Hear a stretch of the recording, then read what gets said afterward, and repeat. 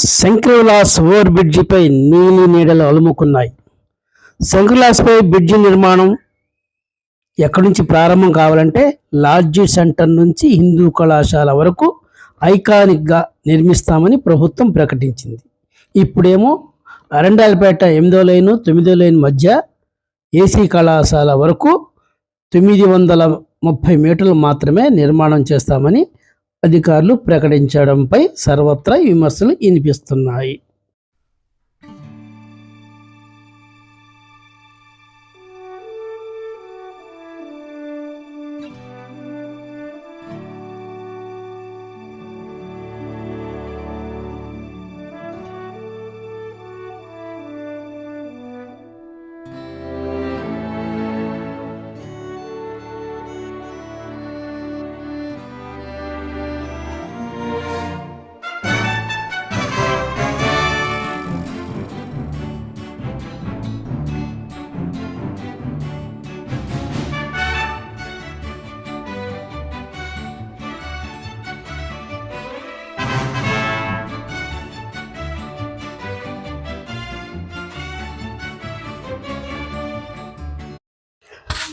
Railway over bridge నిర్మాణం పూర్తి చేస్తామని, ఆర్యూబీ సాధ్యం కాదని జిల్లా కలెక్టర్ ప్రకటించడం వల్ల ప్రజలు తీవ్రంగా నష్టపోతారని ఇంజనీరింగ్ నిపుణులు, పౌర సంఘాలు, వివిధ రాజకీయ పార్టీల నేతలు విమర్శలు చేస్తున్నారు.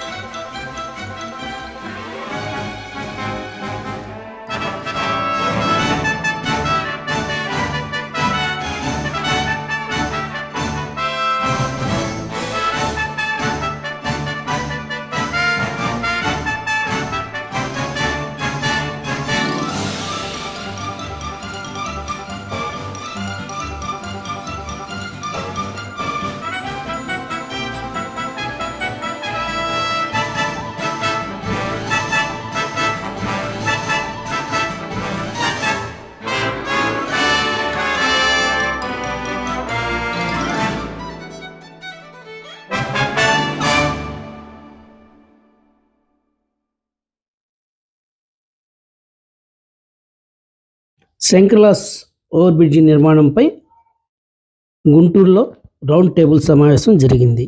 ఈ సమావేశంలో వివిధ రాజకీయ పార్టీ నేతలు పాల్గొన్నారు. ఓవర్ బ్రిడ్జి నిర్మాణం కంటే ఆర్యూబీ నిర్మాణం చేపట్టాలని పలువురు డిమాండ్ చేశారు. ఈ సమావేశానికి పెద్ద సంఖ్యలో పౌర సంఘాల ప్రతినిధులు, రాజకీయ పార్టీల ప్రతినిధులు తదితరులు పాల్గొన్నారు. తూర్పు పశ్చిమ నియోజకవర్గాలను కలిపే ఈ శంకర్విలాస్ బ్రిడ్జిని ముందుగా ఆర్యూబీ నిర్మాణం పూర్తి చేస్తేనే ప్రజలకు సౌకర్యంగా ఉంటుందని పలువురు తమ అభిప్రాయాలను వ్యక్తం చేశారు. నిర్మించలేనప్పుడు అసలు ప్రొవిజన్ ఎట్లా ఇచ్చారు మ్యాప్లో? ఒరిజినల్గా 6 months బ్యాక్ మీరు ప్రకటించిన దాంట్లో కూడా ఆర్యూబీస్ తోటి శంకర్విలాస్ ఫ్లైఓవర్ వస్తుందని ప్రకటించారు. ఇప్పుడు మనం చూసాం జయదేవ్ గారి ప్లాన్ 167 crores ప్రాజెక్ట్. అందులో 2 వైపులా ఆర్యూబీ ఇచ్చి మధ్యలో ఐకానిక్ ఫ్లైఓవర్ వస్తుంది, సింగిల్ పిల్లర్.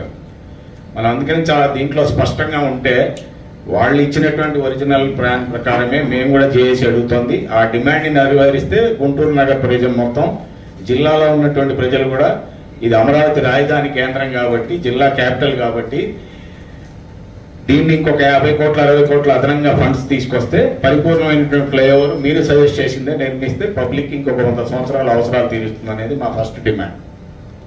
రెండోది, ఈ వర్క్ స్టార్ట్ అయ్యే ముందరే ఆర్యూబీ కన్స్ట్రక్షన్ జరగాలనేది కూడా మేము మొదటి నుంచి గట్టిగా వాదిస్తున్నాం. నగర ప్రజల అభిప్రాయాలను పరిగణన తీసుకొని బ్రిడ్జి నిర్మాణం పూర్తి చేయాల్సిన బాధ్యత ఈ ప్రభుత్వానిపై ఉందని మాజీ మంత్రి అంబటి రాంబాబు అన్నారు. బేషజాలు పోకుండా నిర్మాణం చేపట్టాలని కోరారు. ఆర్యూబీ లేకోకుండా మీరు నిర్మాణం చేస్తే ఇక్కడ కొన్ని కనిపిస్తున్నాయి, వాళ్ళు కూడా ఆలోచన చేయాలని మనం చేస్తున్నాం. కూటమి మిత్రులు, ప్రధానంగా మరి పార్లమెంట్ సభ్యులు చాలా చొరవ తీసుకొని ఇవి ఒకటే కాదు, అనేకమైనటువంటి సేతుబంధు కింద అనేకమైన ఫ్లైఓవర్లు మన గుంటూరు పట్టణానికి తీసుకొచ్చారు. వారిని కూడా నేను సవినయంగా ఈ సభ ద్వారా వారికి మనవి చేసేది ఏంటంటే, మీరు తీసుకొచ్చారు, దీన్ని ఏదో విధంగా నిర్మించాలి అనేది కాకుండా ఒక పరిపక్వత చెందినటువంటి ఫ్లైఓవర్గా దీన్ని నిర్మిస్తే మీకు మంచి పేరు వస్తుంది తప్ప మీరు అలా కాకుండా ఈ చిన్నగా నిర్మించి ఈ వైపు ఆ వైపు అంతా డెడ్ అయిపోతే మీకు మంచి పేరు రాదు కదా, చెడ్డ పేరు వచ్చేటటువంటి అవకాశం ఉందనేది కూడా మీరు కన్విన్స్ కావాల్సినటువంటి అవసరం ఉంది. ఏదో మొండిదలగా పట్టుదలగా మేము తీసుకొచ్చాము ఈ 98 కోట్లలోనే పూర్తి చేయాలి అని దయచేసి అనుకోవద్దని వారిని నేను మనస్ఫూర్తిగా విజ్ఞప్తి చేస్తున్నాను. ఇంతకు ముందు గల్లా జయదేవ్ గారు ఆ రోజుల్లో, ఇవాళ ఉన్న స్పీకర్ గారు అప్పుడు ఆర్ఎండ్బి మినిస్టర్ గా ఉన్నప్పుడు 160 కోట్లని ఆ రోజు ప్రకటించారు. ఆ 160 కోట్లలో ఇవాళ 200 కోట్లు అయి ఉండొచ్చు. ఆ 200 కోట్లు పెట్టుకొని ఆర్యూబీలు 2 పెట్టుకొని చేస్తే పరిపూర్ణంగా పట్టణానికి మేలు చేసిన వారు అవుతారు. కాబట్టి ఈ విషయంలో మేము ఏ విధమైన సందేహం లేకుండా ఈ విషయంలో ముఖ్యమంత్రి చంద్రబాబు నాయుడు మంత్రి లోకేష్లను కలవడానికి సిద్ధంగా ఉన్నామని మాజీ ఎమ్మెల్సీ లక్ష్మణరావు అన్నారు. ఫ్లైఓవర్ బ్రిడ్జికి ఇక్కడ ఉన్న వాళ్ళని ఎవరు కూడా వ్యతిరేకం కాదు, ఇది స్పష్టంగా మనం తెలుసు. ఎందుకంటే అలాంటి అపోహలు కూడా ఉన్నాయి. మొన్న కలెక్టర్ గారిని మేము కమిటీ వెళ్ళి కలిసినప్పుడు ఆవిడ ప్రశ్న వేశారు నాగలక్ష్మి గారు, ఈ వచ్చిన వాళ్ళలో ఎవరికైనా అక్కడ ఆస్తులు ఉన్నాయా అని చెప్పేసి. ఉన్నారు కదా మనాడు అడిగారా, ఎవరికి లేవు మేడం అని. బహుశా ఇక్కడ ఉన్న వాళ్ళలో కూడా ఎవరికి ఇక్కడ ఆస్తులు లేవని అనుకుంటున్నారు. కాబట్టి ఇప్పుడున్న బ్రిడ్జి నిర్మాణం జరిగి 70 ఏళ్ళు అయ్యి 1958లో కట్టారు. ఇప్పుడు కట్టబోయే ఫ్లైఓవర్ ఓ 70 ఏళ్ళ నుంచి 100 ఏళ్ళు ఉంటాయి. అంటే ఒక 100 ఏళ్ల పాటు సుమారుగా గుంటూరు తూర్పు గుంటూరు పశ్చిమ నియోజకవర్గాలను అనుసంధానం చేసే ఈ బ్రిడ్జి మీద ప్రజలు సుఖంగా బతకాలి. బహుశా అది 3 ఏళ్ళకి ఎవరో ఉన్నాం ఇక్కడ ఉన్నవాళ్ళం, కానీ ప్రజలు ఉంటారు కదా. అందువల్ల నేను మొన్న ఎమ్మెల్సీగా ఉన్నప్పుడు జిల్లా అభివృద్ధి సమీక్షా సమావేశంలో కూడా స్పష్టంగా చెప్పాను, మన కౌన్సిల్ మీటింగ్ లో కూడా చెప్పాను స్పష్టంగా. ఒరిజినల్ ప్లాన్ మార్చేశారు. ప్రజలు కోరుకునే విధంగా బ్రిడ్జి నిర్మాణం చేపట్టాలని మాజీ ఎమ్మెల్యే మస్తానల్లి కోరారు. ఇంకా ఎక్కడో అక్కడ భేషజాలాలు పోతే సొసైటీకి తీవ్రమైనటువంటి నష్టం జరిగింది. తప్పకుండా ఇది మంచి, అందరూ ముక్త కంఠంగా ఈ బ్రిడ్జికి ఎక్కడ వ్యతిరేకం కాదు. కానీ ఈ బ్రిడ్జి వల్ల నష్టం జరగబోతా ఉంది.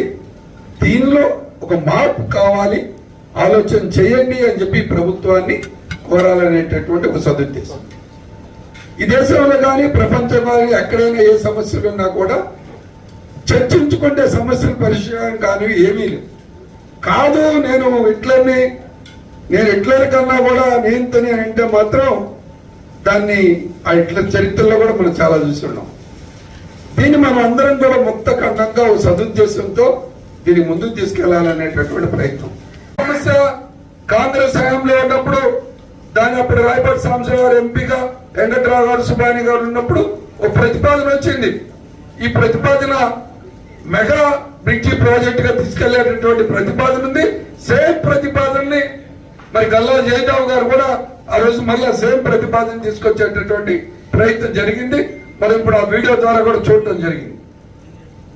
కానీ సేతు బంధు పథకం ద్వారాగా ఫండ్స్ రావడానికి మార్గం కేంద్ర ప్రభుత్వం, కేంద్ర మంత్రిగా వారు ఉన్నారు. మరి సుదీర్ఘకాలం పాటు మరి రాజకీయంగా ఉన్నటువంటి మనం అందరం ఎక్కడో చోట సంఘాలు గానో సివిక్ సొసైటీ గానో ఉన్నటువంటి వ్యక్తులు సమాజాన్ని మంచి కోరేటటువంటి సజెషన్ చేస్తామని, ఎవరికి ఇబ్బంది కలగాలనేటటువంటి ఎవరికి ఉండదు. దీంట్లో పిచ్చి కట్టడం వల్ల ఎవరికి పేరు మాకే ఎక్కడో ఉన్నాము అనేటటువంటిది అయితే ఇక్కడికి ఎందుకు వచ్చేవాళ్ళం. దీన్ని సమాజ శ్రేయస్సు దృష్ట్యా వాళ్ళు కూడా ఈ డిపిఆర్ తయారు చేసిన తర్వాత ఎక్కడో చోట దీన్ని ప్రజలకు తెలిస్తే ఇబ్బంది జరిగిద్ది అనేటటువంటిది వాళ్ళ దగ్గర ఉందేమో అనేటటువంటి అనుమానం కలుగుతుంది. ఇది రాష్ట్రానికి కనెక్టివిటీ ఉన్నటువంటి సమస్య. అమరావతి నుంచి ఇటు నుంచి ఏ ప్రాంతానికి వెళ్ళాలన్నా కూడా ఈ బ్రిడ్జి అనుసంధానం జరగాల్సినటువంటి బ్రిడ్జి. ఆ బ్రిడ్జిని ఆ కోణంలో చూడాలి తప్ప నేను డబ్బులు తీసుకొచ్చాను మీరు చేయండి అనేటటువంటిది మంచి పద్ధతి కాదు. మున్సిపాలిటీ కూడా ఎందుకు ప్రజా సంఘాలు, సివిక్ సొసైటీ, గుంటూరు నగరంలో ఉన్నటువంటి గౌరవ పెద్దలందరితో కూర్చొని ఇదిగో ఈ డిపిఆర్ తయారు చేసాం, ఈ డిపిఆర్ వచ్చిందని చెప్పి ముందుగానే ఎందుకు చేయలేదో నాకైతే అందుపట్టట్లేదు. ఎందుకు ఈ నెల రోజులు వచ్చి కూడా 4 నెలలు అయిందంటున్నారు. ఇది ఎందుకు మరి ప్రజల ముందు పెట్టడానికి భయపడుతున్నారో తెలియట్లే నాకైతే. దీంట్లో ఏదన్నా దాచిపెట్టాలని ప్రయత్నం చేస్తే చరిత్రలో చరిత్రహీనులుగా మిగిలిపోతారు. అది ఎవరైనా కానీ.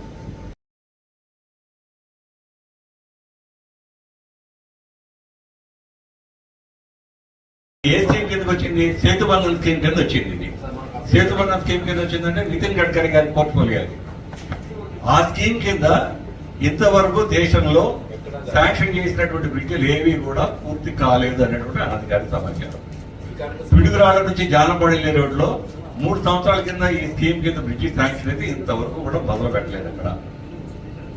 సో ఆర్టీఐ కింద ఇన్ఫర్మేషన్ తెప్పించమన్నారు. మన మిత్రులు కూడా ఆ పనిలో ఉన్నారు అక్కడ.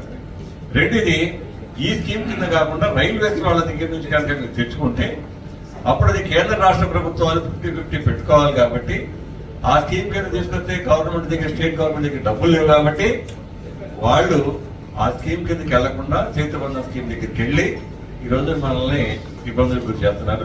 దయచేసి మీ యొక్క ఇన్ఫ్లుయెన్స్ ఉపయోగించి ముందు క్లారిటీ తెప్పించండి.